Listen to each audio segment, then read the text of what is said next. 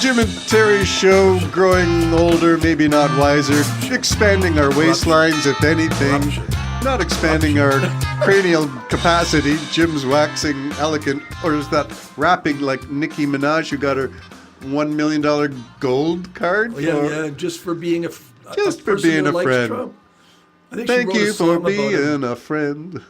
I forget who did that song. Anyway, we're talking still about things that perplex us, befuddle us, and make us wonder where the world is going to, what is happening. And I just lost my train of thought. It got derailed. Yeah, well, this is what happens when we're coughing behind the scenes and choking. Coughing and choking in that sense. I think we're going to get right into the main feature, which is our disappointment. As two legacy media types, we are really disappointed. And you mentioned you couldn't even watch Fox News for 5 minutes. And I'm thinking, they just paid $1 billion lawsuit against that election company.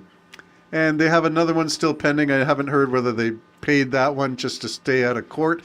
But Fox News is propaganda. They've proven it by admitting guilt. They settled out of court. They paid billions to keep Murdoch's empire going to support the Trump machine.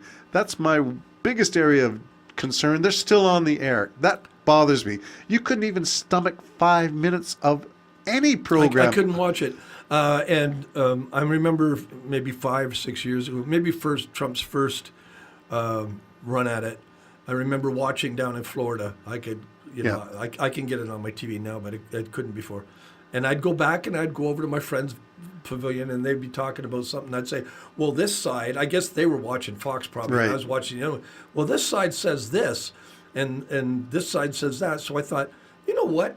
I'm going to put Fox on and see what's going on. I couldn't take 5 minutes of it. Yeah. They are such sellouts. It's unbelievable. Licking the feet of Donald Trump. Yeah. You know, they're all pretty angry women gabbing and trying to justify pure evil. I don't get it. I can't understand it. And I'm sorry, listeners, if you're a part of that group where you can just justify obvious wrongs and some way find there's some goodness in it. We can't find goodness where there's propaganda, where there is untruth being purveyed upon the unwilling? I think you have to willingly tune in. You have to dial up Fox to get that stuff. So there's something addictive or something wrong with your mental processing where you find joy and delight and belief and certainty in following programs like Fox. It is Russia Today. It is propaganda TV, state media. It's Give Up TV, and I'll tell you why. Okay. It's the same as Moscow TV, Russian propaganda TV. What happens and what has happened now in the United States, you have a population that's basically given up their own moral background. They've just given it up. It's entertainment. If you watch those Fox shows, you'll see they're entertaining. They're just doing what the viewer's going to want. It's a soap opera.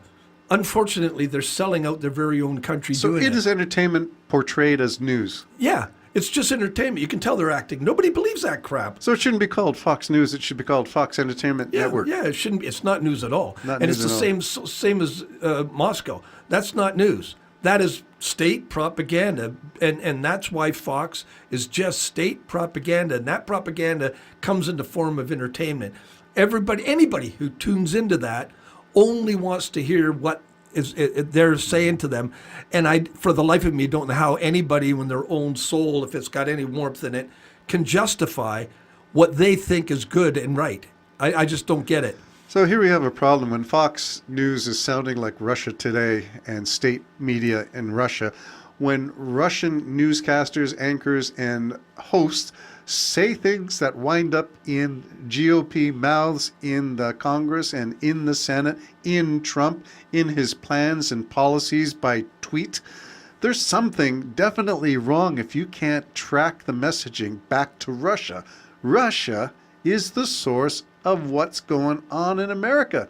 And they were right, and you pointed this out for years, that Moscow has always said, and I think it was Khrushchev who said, we'll bury you from the inside. Yeah. We don't need to do a direct conflict with you.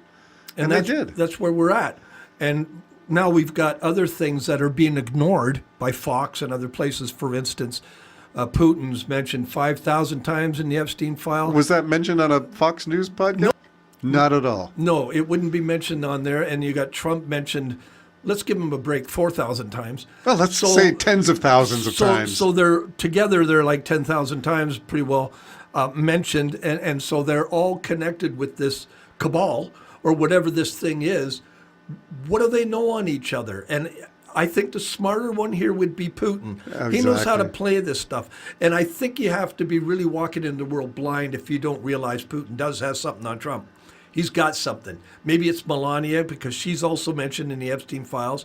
And I wish I had paid attention because one of the big Microsoft or somebody, his wife came forward. Yes, it was Melinda Gates who came forward and said that was one of the reasons for her marital demise, as Gates himself was somewhere involved in Epstein.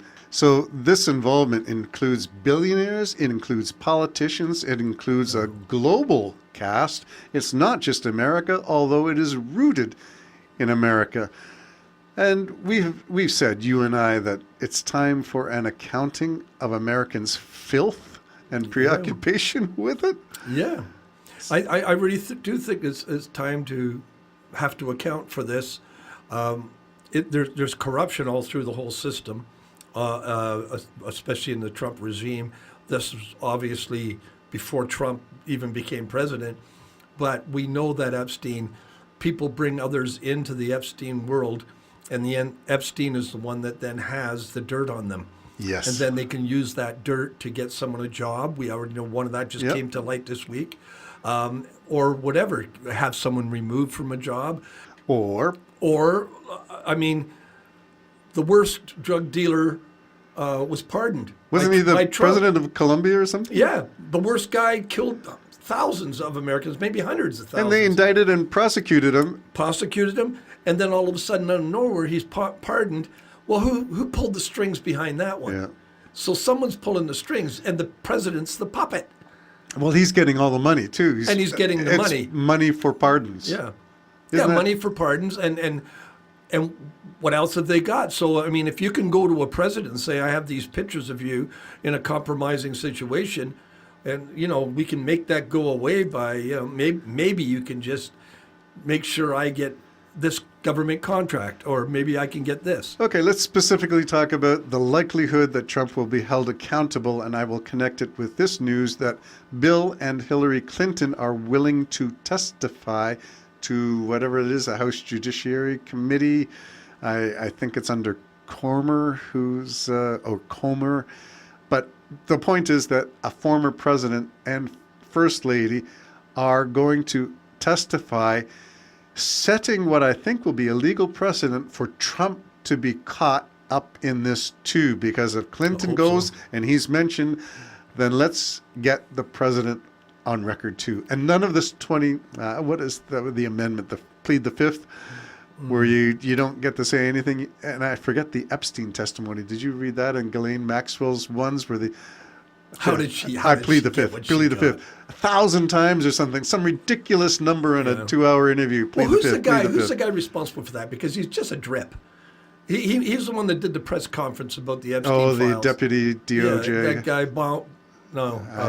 I forget his name. I forget his name too, but he's a drip. Yeah.